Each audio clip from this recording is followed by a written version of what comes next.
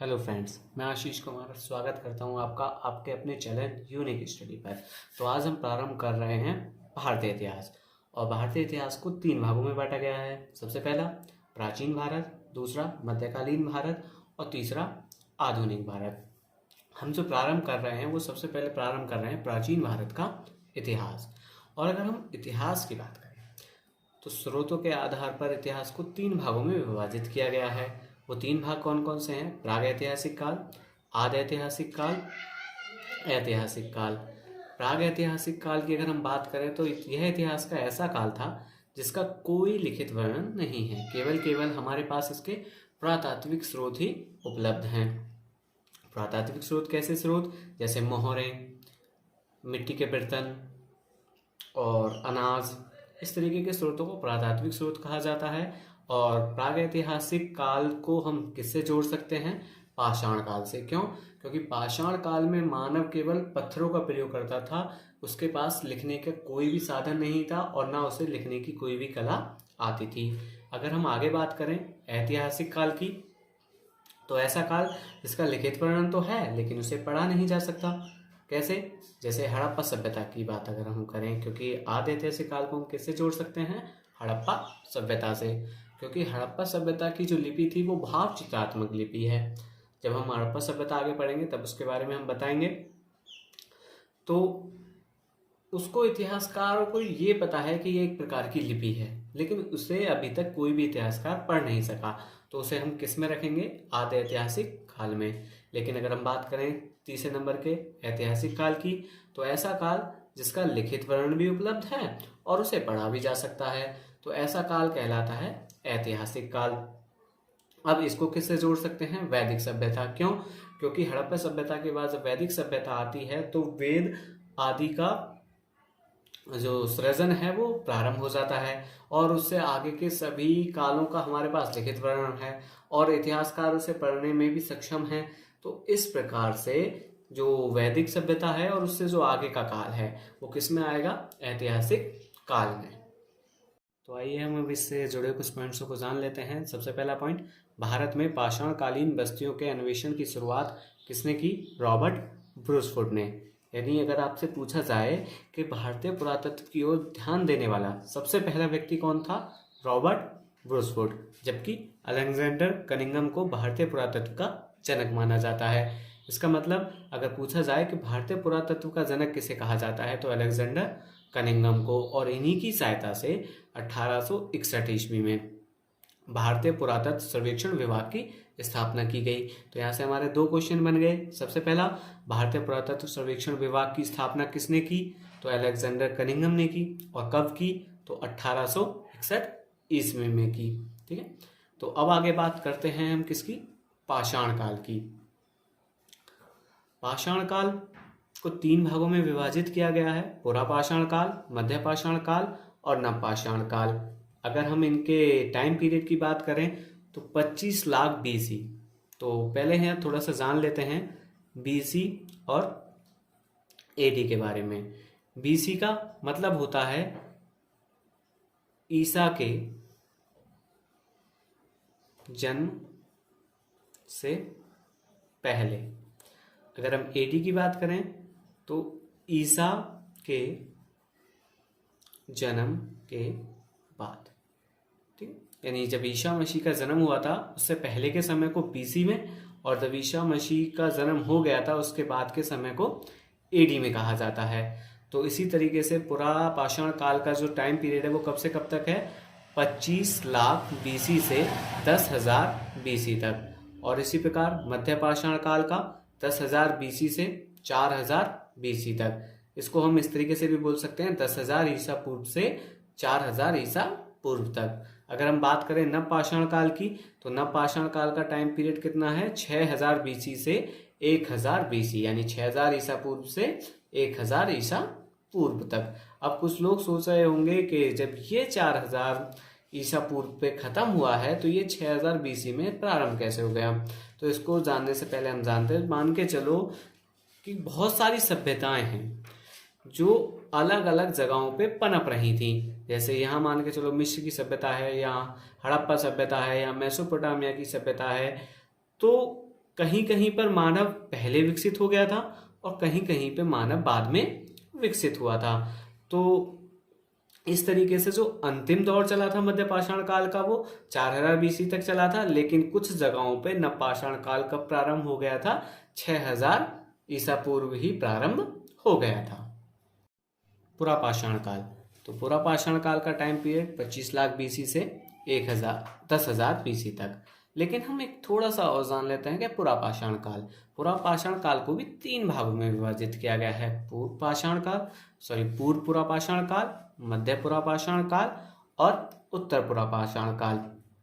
इनसे ज़्यादा related question नहीं आते हैं, केवल मैंने तुमको बता दिया है कि पूर्व पुरा पाषाण काल, मध्य पुरा पाषाण काल और उत्तर पुरा पाषाण काल, इन 3 कालों में पुरा पाषाण काल को विभाजित किया गया है। अब इस काल के जो लोग थे उनके प्रमुख कार्य क्या थे? आखेटक मतलब शिकार करना। दूसरा खाद्य संग्राहक, खाद्य संग्राहक मतलब वैसे लोग जो खाना इकट्ठा करते हैं, ठीक है। और हमें ध्यान क्या रखना है, कृषि व पशुपालन नहीं, यानी ये लोग केवल शिकार करते थे, खाना इकट्ठा करते थे, लेकिन कृषि और पशुपालन ये लोग नहीं करते थे। किस काल के लोग? पुरा पाषाण काल के लोग। अगर हम औजारों की बात करें तो कौन कौन से औजार ये मतलब प्रयोग में लाते थे? हष्टकुठार, विदारिणी, खंडक, छेदी, खुरशनी, तक्षुणी और वेदनी। तो ये कुछ प्रकार के मतलब औजार हैं जो ये प्रयोग करे जाते थे। किसके द्वारा? पुरा पाषाण काल के मनुष्यों के द्वारा।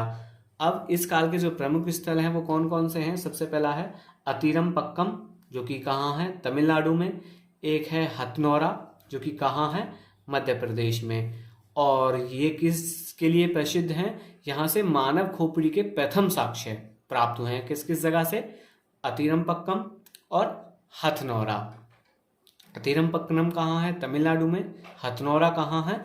मध्य प्रदेश में, ठीक है। इससे आगे अगर हम बात करें तो भीमबेटका, भीमबेटका कहाँ पे है? मध्य प्रदेश में। और ये किसके लिए प्रसिद्ध है? चित्रकारी के लिए। यानी अगर पूछा जाए, पेपर में क्वेश्चन बहुत बार पूछा भी गया है कि चित्रकारी के प्रथम साक्ष्य कहाँ से मिले हैं, तो भीमबेटका से।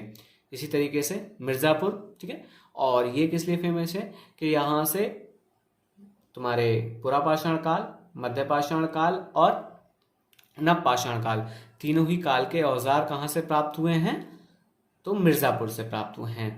अब पुरा पाषाण काल से जुड़े हुए कुछ इंपॉर्टेंट पॉइंट जान लेते हैं, जैसे आग की खोज, ठीक है, कब हुई थी? पुरा पाषाण काल में। पुरा पाषाण काल में ही आधुनिक काल के मानव, जिसे हम होमो सैपियंस कहते हैं, क्योंकि जैसे जैसे जब पुरा पाषाण काल होता है, फिर मध्य पाषाण काल होता है, मध्य पुरा पाषाण काल आता है, जैसे ही उत्तर पुरा पाषाण काल आता है, जिसकी अभी हम पीछे बात कर रहे थे, तो उस काल तक आधुनिक मानव, जैसे कि आज मनुष्य दिखता है, होमो सैपियंस, ठीक है, उसका विकास हो गया था। तीसरा, जो भीमबेटका की जो गुफाएं हैं, तो उनकी खोज किसने की थी? BS बांकड़कर ने। पेपर में कई बार क्वेश्चन पूछा भी जाता है कि भीमबेटकाओं की गुफाओं की खोज किसने की, तो आंसर क्या हो जाएगा? BS बांकड़कर। मध्य पाषाण काल, तो इसका समय कब से कब तक? 10,000 BC से 4000 BC तक। और इस काल का जो मनुष्य था उसके प्रमुख कार्य कौन कौन से थे? आखेटक यानी शिकारी वो अभी भी थे। खाद्य संग्राहक मैंने पहले ही आपको बता दिया था, ऐसे लोग जो भोजन का संग्रह करते हैं खाद्य संग्राहक कहलाते हैं। लेकिन इस काल में जो एक नया काम था वो क्या था? पशुपालन। यानी मध्य पाषाण काल जैसे ही आता है तब तक मनुष्य क्या है? पशुपालन करना प्रारंभ कर देता है। और उसके द्वारा जो सबसे पहला जानवर होता है वो कौन होता है जो पाला जाता है? कुत्ता। तो पेपर में पूछा भी गया है कि मनुष्य द्वारा पाला जाने वाला सबसे पहला जंतु कौन है? कुत्ता। औजार माइक्रोलिथ। माइक्रोलिथ कुछ नहीं है, केवल ये बहुत छोटे छोटे आकार के पत्थर हुआ करते थे जिनसे मध्य पाषाण काल के लोग औजार बनाते थे। प्रमुख स्थल यानी मध्य पाषाण काल के जो प्रमुख स्थल कौन कौन से थे? चौपानी मांडो, जो कि कहाँ पे है? एक जगह उत्तर प्रदेश में है। और ये किस लिए? तो यहाँ से मृद भांडों के प्राचीनतम साक्ष्य प्राप्त हुए। दूसरा, सरायनाहर, ये भी उत्तर प्रदेश में है। बागौर राजस्थान और आदमगढ़ मध्य प्रदेश। तो बागौर और आदमगढ़ ये दोनों क्वेश्चन इंपॉर्टेंट हैं और कई बार एग्जाम में पूछे भी गए हैं। तो यहीं से सर्वप्रथम पशुपालन के साक्ष्य मिले हैं।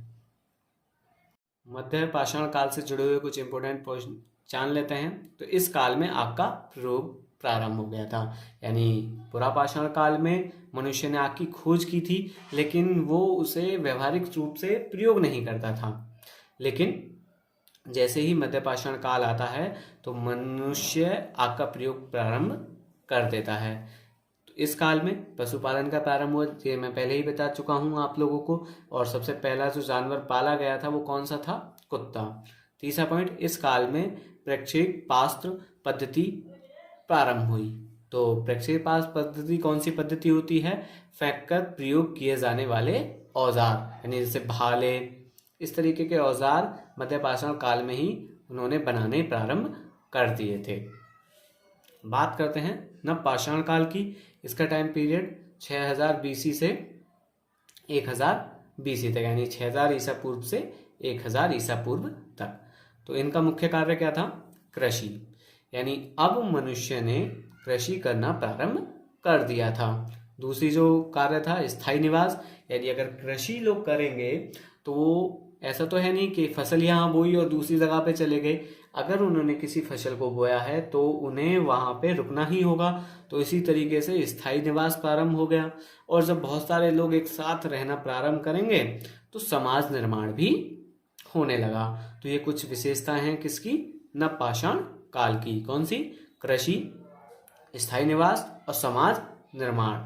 अगर हम इनके औजार की बात करें तो अब पहले तो बड़े बड़े पत्थर, ठीक है, जैसे वेदनी, तक्षणी, इस तरीके के औजार प्रयोग होने लगे। लेकिन उसके बाद में जब मध्य पाषाण काल आया तो छोटे आकार के।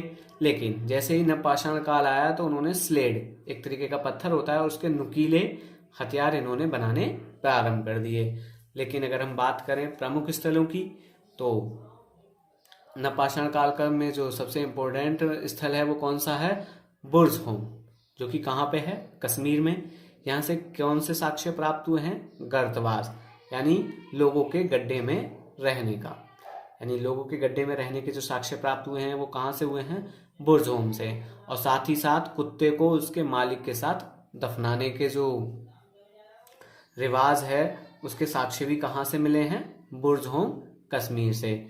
अगला है, इसको माफ करना, ये है चिरांद, जो कि कहाँ पे एक जगह है? बिहार में। तो नव पाषाण काल के जो अधिकतम औजार हैं वो कहाँ से मिले हैं? चिरांद बिहार से। कोल्डी हवा, उत्तर प्रदेश। तो यहाँ से चावल के प्रथम साक्ष्य मिले हैं। ठीक है, अगर पूछा जाए पशुपालन के प्रथम साक्ष्य कहाँ से मिले हैं, तो जब हम बात कर रहे थे मध्य पाषाण काल की तो हमने बताया था कि आदमगढ़ और बागौर। लेकिन अगर हम बात करेंगे चावल के प्रथम साक्ष्य तो वो कहाँ से? कोल्डी हवा, उत्तर प्रदेश से। नव पाषाण काल से जुड़े हुए कुछ पॉइंट्स जान लेते हैं। नव पाषाण काल में पहिए का आविष्कार हुआ था, यानी अगर हम बात करेंगे तो पहिए का आविष्कार किस काल में हुआ? कई बार पेपर में क्वेश्चन पूछा जाता है और हम कंफ्यूज रहते हैं कि पुरा पाषाण काल या मध्य पाषाण काल या नव पाषाण काल। तो जो पहिए का आविष्कार है वो किस में हुआ है? नव पाषाण काल में। और कृषि की शुरुआत भी नव पाषाण काल में ही हुई। पूछा जाए पशुपालन की शुरुआत कब हुई तो मध्य पाषाण काल में, लेकिन पूछा जाए कृषि की शुरुआत कब हुई तो नव पाषाण काल में। ठीक है, अब 2-3 पॉइंट जो इससे जुड़े हुए इंपोर्टेंट हैं वो कौन कौन से हैं हमारे लिए? प्रथम प्रयोग किया जाने वाला औजार, जो कि पेपरों में कई बार क्वेश्चन पूछा गया है। तो प्रथम प्रयोग किया जाने वाला मनुष्य के द्वारा औजार कौन सा था? कुल्हाड़ी। प्रथम उपयोग की गई धातु कौन सी थी? तावा। और प्रथम पालतू जानवर कौन था? कुत्ता। तो फ्रेंड्स, आज हमने कवर किए प्राचीन भारत के इतिहास में प्रागैतिहासिक काल, आधे ऐतिहासिक काल, ऐतिहासिक काल और पाषाण काल के तीनों भाग हमने कवर किए। पुरा पाषाण काल, मध्य पाषाण काल और नव पाषाण काल। इनसे रिलेटेड जितने भी क्वेश्चंस आते हैं वो हमने सारे कवर कर लिए और हमने इसमें केवल उन्हीं क्वेश्चनों को रखा है जो अब तक एग्जाम में पूछे गए हैं। तो आप इस वीडियो को लाइक कीजिए और हमारे चैनल को सब्सक्राइब कीजिए, और यह वीडियो आपको कैसी लगी हमें कमेंट करके ज़रूर बताइए। Thank you so much.